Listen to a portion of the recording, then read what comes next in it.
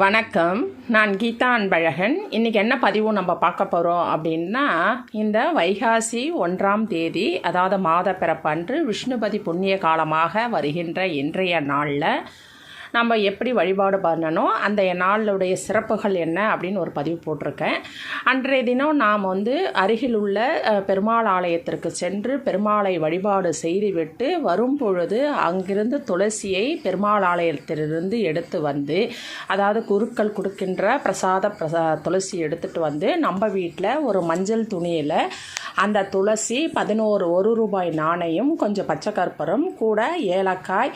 அந்த லவங்கம் வைத்து அதை பண முடிச்சியாக கட்டி நம்ம வீட்டு பூஜை அறையில் உள்ள பெருமாள் படத்திலையோ அல்லது